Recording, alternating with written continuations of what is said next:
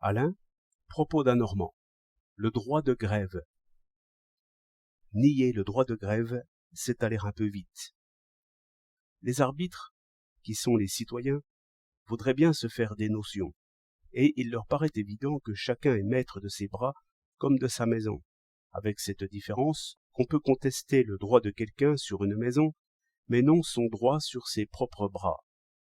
Bien plus, un homme peut aliéner sa maison, mais non pas ses bras. Il n'a pas le droit de se vendre lui-même. Cette vente serait nulle.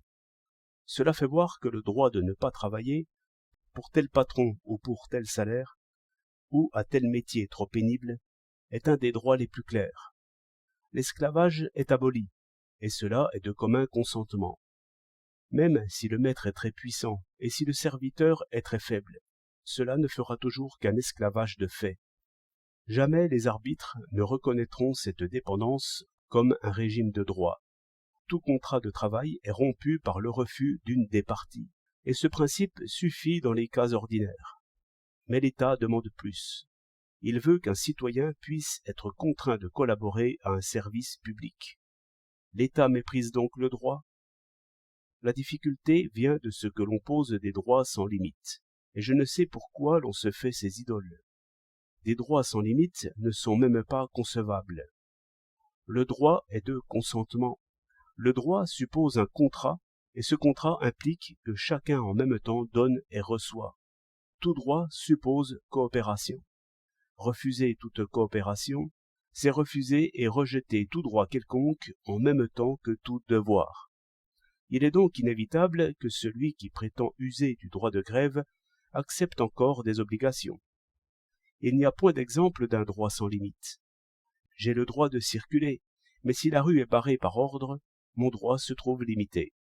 Je roule en auto. L'agent aux voitures lève son bâton, même remarque. Bien mieux. On exige que je porte des seaux d'eau à l'incendie. Voilà du travail forcé. Va-t-on dire pour cela que les droits sont suspendus? Non pas. Et la preuve, c'est que si l'on me fait porter des seaux, et si l'on n'impose point la même obligation à un voisin aussi vigoureux que moi, je dirai que cela n'est pas juste. Et pour tout dire, ce qui fait le droit, ce ne sont pas tels droits sans limite, car ce sont des abstractions inconcevables. Ce qui fait le droit, c'est l'égalité des droits, quels qu'ils soient. C'est pourquoi je ne comprends pas comment le droit de grève serait absolu, sans condition, sans limite, alors que le droit de circuler, le droit de posséder, le droit de vivre même, ont des conditions et des limites. En somme, il y a un droit de réquisition qui peut être exercé par l'État dans un péril public. Chacun doit alors donner ses outils et ses talents. Ou bien alors, c'est la guerre. Mais il faut réfléchir d'avance à ces choses, afin que les mêmes hommes, au moment même où ils refusent de faire société avec nous, ne viennent pas nous étourdir de leurs droits. 31 août 1911